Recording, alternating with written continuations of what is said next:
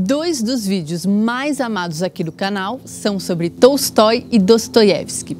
Literatura russa é mesmo um assunto apaixonante e conhecer mais sobre a vida e a obra dos autores é uma viagem incrível. Quando eu estava pensando nisso, eu me dei conta do seguinte: ué, mas um país com tantos autores, homens incríveis, não tem autoras? E é claro que tem. Então, no vídeo de hoje, aproveitando que a gente está em março, mês que se comemora o Dia Internacional das Mulheres, eu resolvi falar de 3 autoras russas maravilhosas, 2 contemporâneas e uma clássica.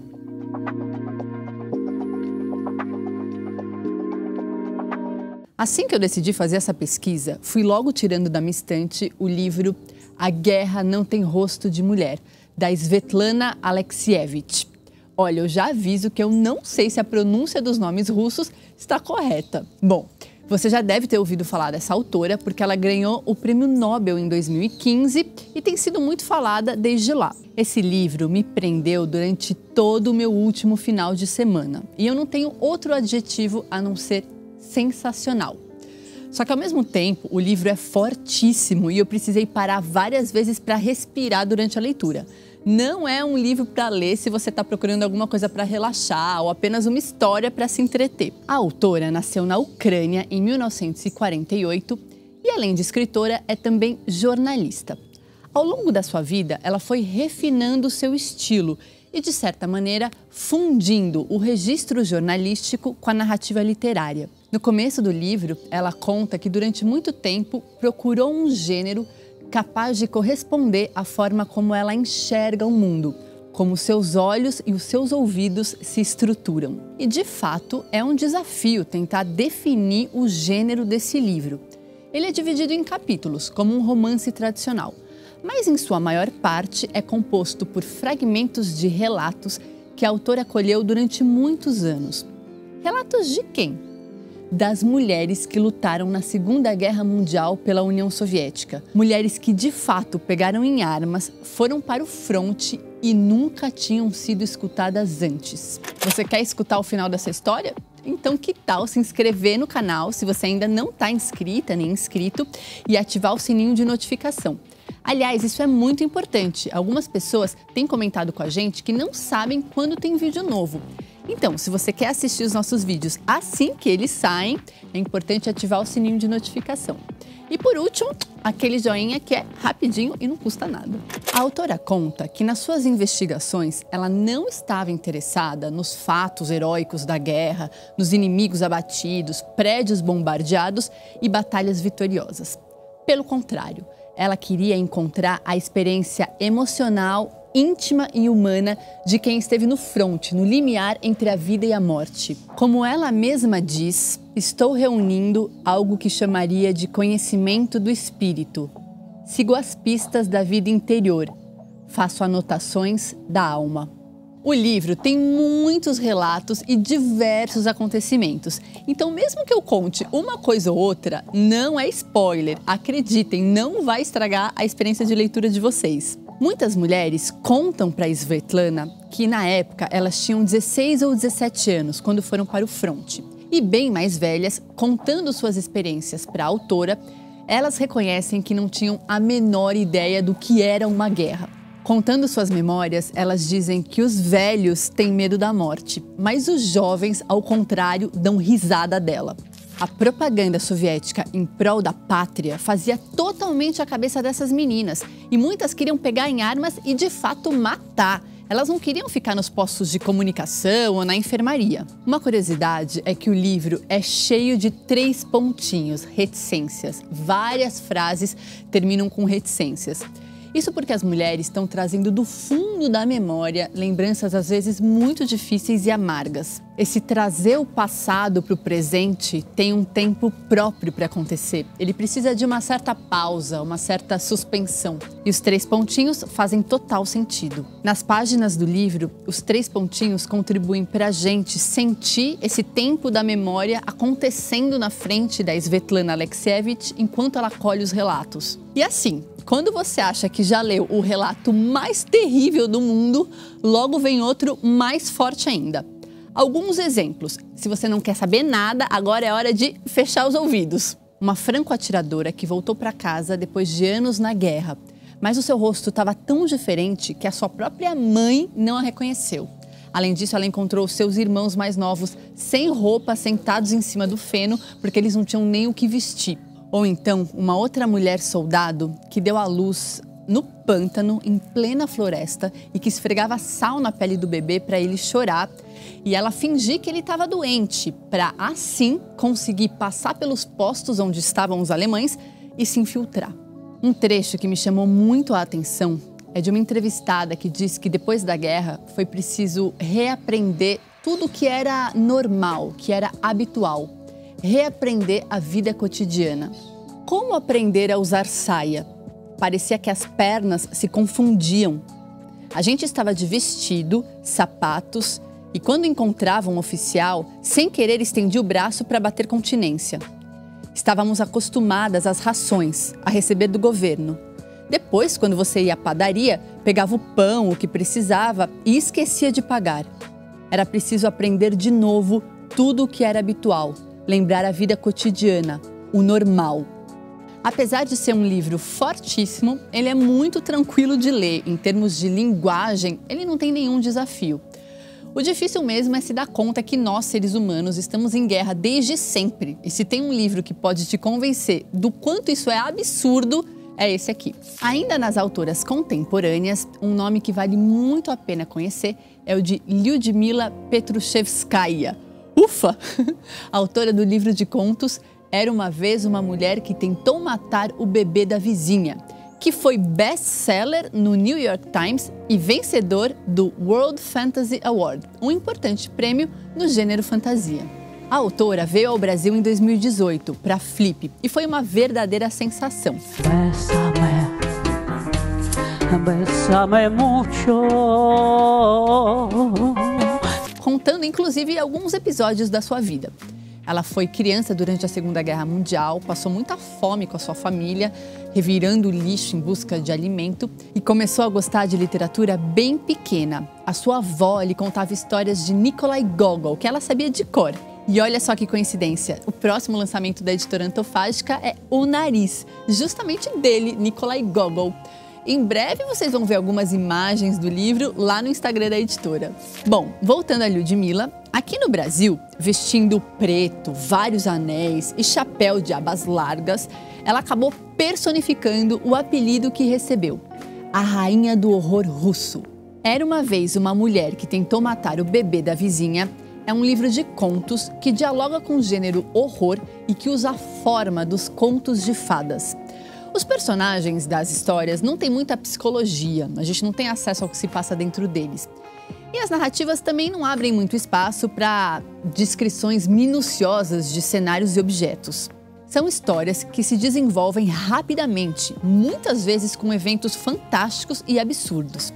E elas estão separadas em 4 seções: Canções dos Eslavos do Leste, Alegorias, Requiems e Contos de Fadas. O primeiro conto, por exemplo, se chama O Braço e fala de um coronel que resolve desenterrar o caixão da falecida esposa em busca da sua carteirinha do seu partido político. Em sonho, ela pede por favor que ele não levante o seu véu. Ele desobedece e uma série de coisas estranhas começam a acontecer. Já o conto A Vingança começa literalmente com Era uma Vez e fala de uma mulher que tenta matar o bebê da vizinha com soda cáustica. As duas eram amigas, mas quando uma delas engravida, as coisas começam a mudar de um jeito sinistro. Esse é um dos meus contos preferidos. Ele é um tanto aterrorizante e tem um final bem inesperado. Um ponto que me chamou a atenção na linguagem da autora é que através dessa forma dos contos de fadas, ela dá vazão às pulsões e características nada virtuosas dos seres humanos, homens e mulheres. Mas também tem espaço para o tema do amor, por exemplo, e também dos espíritos que resolvem ajudar os vivos em situações de dificuldade. Os contos têm temas fortes: doenças, morte, suicídio. Mas, ao mesmo tempo, eles têm um certo humor, uma coisa única, um tom meio sombrio e engraçado que faz com que as desgraças tenham um quê de risível. A gente enxerga no livro a herança de um autor como Edgar Allan Poe, só que com os temas do século XX, como a Segunda Guerra Mundial, por exemplo. E o tratamento que a autora dá à morte, eu nunca vi em nenhum outro livro. Sinceramente, eu adorei. Em uma das suas entrevistas, ela disse o seguinte: minha infância era tão faminta, sem roupas nem calçados, que só dá para imaginar crianças parecidas comigo hoje em dia em famílias com viciados em drogas. A minha impressão é que ela pegou todas essas memórias sombrias da sua infância e colocou em um caldeirão junto com esse universo dos contos de fadas, que costuma ser bem tenso também. Desculpa o spoiler, mas vocês sabem que essas histórias eternizadas pela Disney, na sua raiz, são muito mais perturbadoras, né? Eu, sinceramente, adorei a linguagem da autora. E se você é uma leitora ou leitor que gosta de literatura de terror, você tem que conhecê-la. Depois do livro de contos, foi publicado no Brasil uma segunda obra da autora, A Menininha do Hotel Metropol, Minha Infância na Rússia Comunista. Esse é um livro de memórias totalmente diferente do seu livro de contos. Aliás, ela contesta o rótulo de autora de um só gênero. Ela diz que adora escrever coisas diferentes, romances, contos engraçados, místicos, assustadores, musiquinhas, roteiros para filmes animados e peças de teatro. Inclusive, eu descobri que as suas peças de teatro são às vezes encenadas em 7 teatros diferentes ao mesmo tempo, em Moscou ou São Petersburgo. Bom, antes da pandemia, né? Durante muitos anos, os textos de Lyudmila Petrushevskaya foram censurados na Rússia. E só com a abertura gradual do país, eles passaram a ser publicados. Eu acho até curioso que o seu livro de contos tenha se tornado um best-seller nos Estados Unidos. Eu adoro descobrir novas autoras, curti muito a Lyudmila e já coloquei esse livro de memórias na minha lista de leituras. E para falar da terceira autora, vamos recuar mais de um século. Marina Tsvetaeva nasceu em 1882 em Moscou e faleceu em 1941. Hoje ela é um dos nomes mais importantes da poesia e da literatura russa e ela viveu um período bem conturbado. A Primeira Guerra Mundial, o início da Segunda Guerra Mundial e a ascensão de 2 regimes totalitários, na Alemanha e na União Soviética. Quando ela era pequena, a sua mãe lia textos em voz alta para ela e a música também sempre esteve muito presente na sua casa. Ela chegou a dizer que a sua mãe era uma força lírica da natureza, com sua voz e suas leituras. Marina Tsvetaeva não separava arte e vida e se entregou de corpo e alma à sua escrita. Olha só o que ela disse: minha única alegria é a poesia. Escrevo como se bebe, não vinho, mas água. Pois é, intensidade define essa autora. A sua poesia é marcada por metáforas complexas e intrincadas e pelas manobras que ela faz no idioma russo. Os estudiosos dizem que traduzi-la não é nada fácil. Um dos seus procedimentos é brincar com a raiz das palavras. Ela corta as palavras acrescentando sufixos e prefixos. Os seus escritos geralmente se debruçam sobre as suas próprias impressões em relação aos eventos da vida. Em geral, tem um tom lírico e confessional. Uma curiosidade é que ela usa muito o travessão, uma característica também de Virginia Woolf.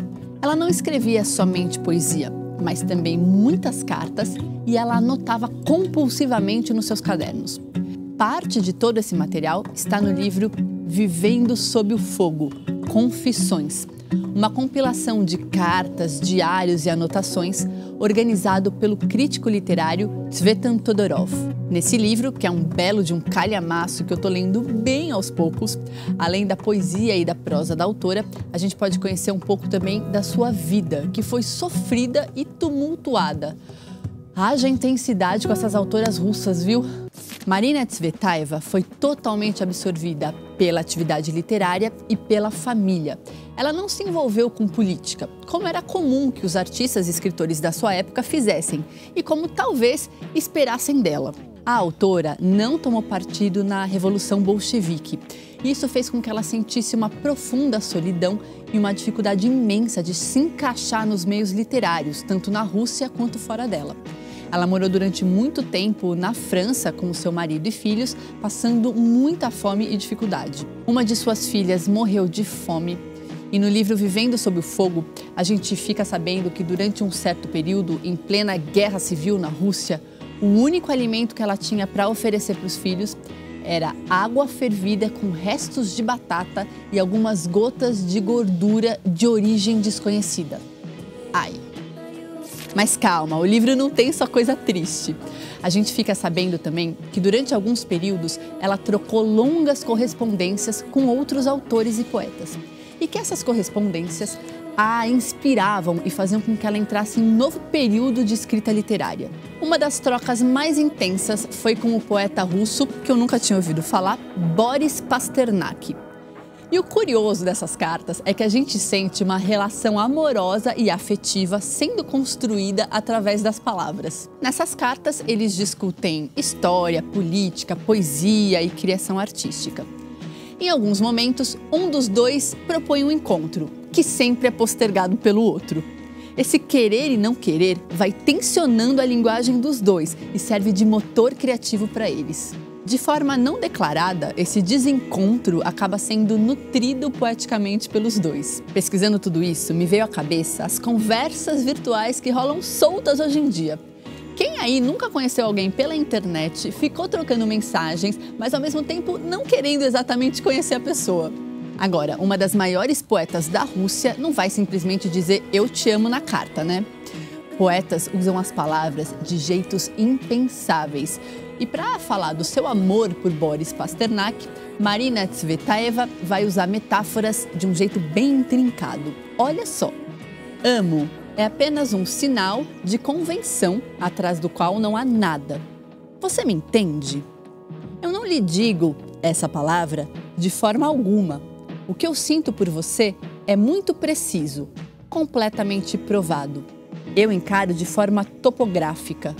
Um caminho nas montanhas sem perspectiva e um caminho que leva mais alto do que a montanha. Está claro? O seu é o mar, o meu, as montanhas. Vamos dividir e de lá vamos olhar. Vou aprender o mar com toda a honestidade e precisão, porque isso é aprender você. Aprender o mar para aprender você. Bonito, vai! Fica o recado para a gente ser criativo quando quiser dizer que gosta de alguém. E olha o que eu descobri. Além de uma linguagem arrojada, ela tinha também um pensamento bem à frente do seu tempo. Ela dizia que tanto homens quanto mulheres casadas deveriam ser livres para gostar de todo mundo, homens e mulheres. Agora, o fim da vida da poeta foi muito trágico. Ela tinha retornado à Rússia para tentar encontrar o seu marido, que tinha voltado anos antes. Sem notícia nenhuma dele, ela até chegou a escrever para Stalin, desesperada para ter alguma informação sobre o paradeiro do marido. Ele nunca respondeu. Alguns dizem que ela tirou a própria vida. Outros que ela foi morta pela polícia de Stalin. Os seus escritos foram salvos pela sua filha, Ariadna. Conhecer essas autoras tão especiais no mês que se comemora o Dia Internacional das Mulheres só me mostra que as mulheres têm uma contribuição única a dar para a literatura. E eu tenho certeza que existem muitas escritoras e artistas para serem descobertas ainda. Agora eu quero saber se você já conhecia alguma dessas três autoras e qual a sua relação com elas. E também qual a sua autora preferida. Quero te convidar também para seguir o Instagram da Antofágica e o meu pessoal, Liv Piccolo, onde eu sempre divido as minhas leituras e descobertas literárias e artísticas. A gente se vê na próxima quinta-feira com mais um vídeo. Tchau!